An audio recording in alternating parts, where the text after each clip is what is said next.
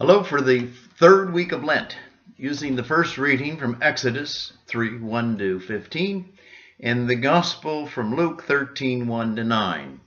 Sort of a tough subject this week. It's called suffering and trying to understand suffering. We all try to do that, but not very successfully. The evil that's happening in the world, or the evil that's happening in my own life, can I really understand it? The Jews and Jesus and so forth had the same problem, I think. And for example, in the gospel, they were talking about suffering, and people, do they sin and then suffer, or do they just suffer, or what? And so they asked Jesus about the 18 people who were killed in the tower that collapsed. Were they big sinners, and is that the reason?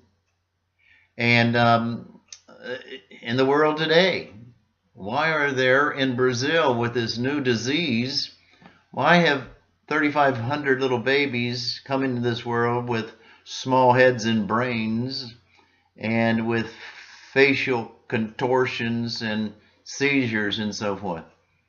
Does God cause that? Does God even permit that? And why does God permit that? I don't understand. Almost every day in the news, whether you watch Fox or whether you watch cable news network, we see where some type of terrorist is trying to strap a bomb to themselves and blow themselves up with 18 others killed, like the ones in the collapsed Tower of Siloam in the gospel. I don't understand. It's not fair. Why? How can God even permit that? Well, when they asked Jesus about the 18 in the tower, Jesus said this: do you think they were more guilty than everyone else who lived in Jerusalem? And the answer to that, Jesus said, is by no means. Then he goes on and talks about you better shape up, and he gives a thing on shaping up like the fig tree that didn't produce fruit. The landowner took care of it and put fertilizer on it, and it's going to give it a couple of years, otherwise he's going to cut it down.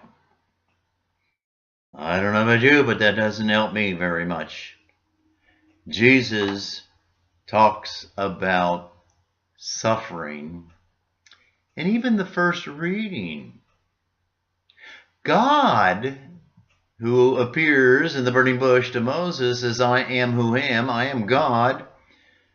And there are people in Egypt, the Jewish people are suffering, and I understand their suffering.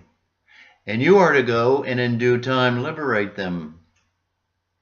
And Moses said, well, what should I tell Pharaoh, who sent me to liberate the Jewish people? Well, you go tell Pharaoh, I am sent you. God sent you. Pretty good. But it didn't do too much for Moses, or possibly impress Pharaoh. But indeed, how many hundreds and thousands of people died for years in Egypt and didn't understand why they suffered and had to die? How many of the Jewish people in the desert wandered for years and they suffered and died, and they didn't understand why they had to suffer in the desert? And it is so true, not only then, but today. I don't understand. It's not fair. There is so much suffering in the world.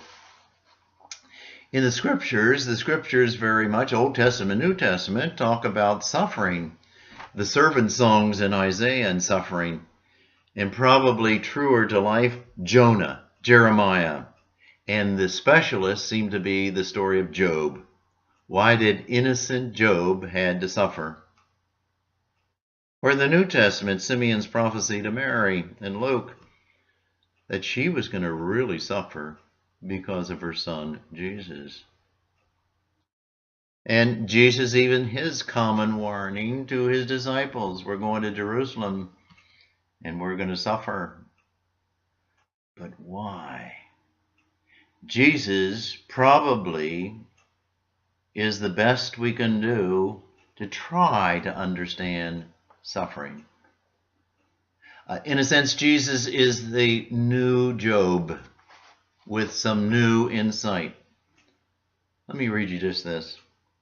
The story of Job is both the summit and also the dead end of the Hebrew Scriptures.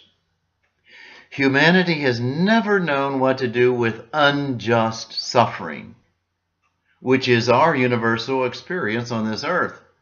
A lot of unjust suffering.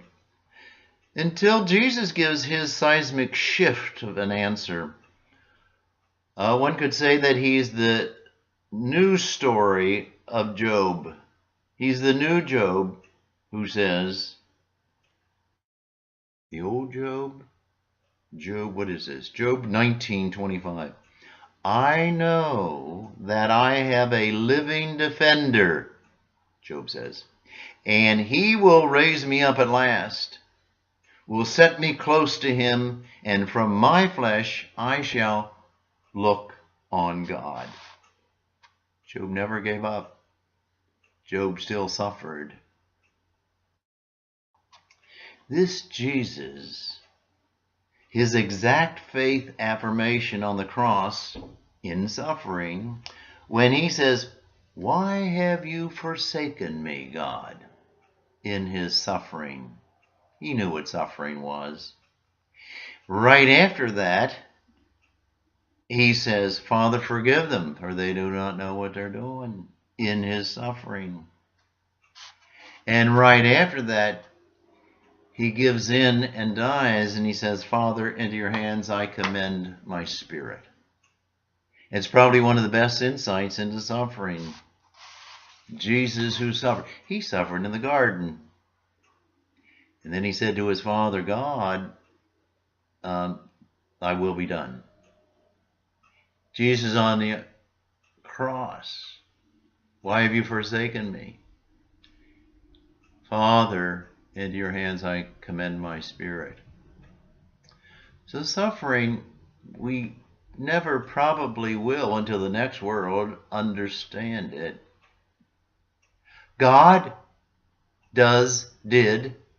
He understood the suffering of the Egyptians and the Jewish people and their slavery of the Jews. He understood what the Jews were going through. The Father understood what Jesus was going through, I think better than Jesus understood, but he held in. Suffering is terribly difficult, and we never totally understand it.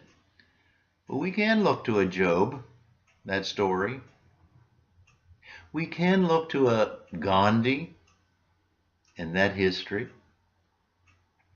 And certainly we look to Jesus and his message that we need to continue to trust in God, even though we do not know everything, and we won't in this life. We, the world, suffers much, and it isn't easy to figure it out. Have a good day.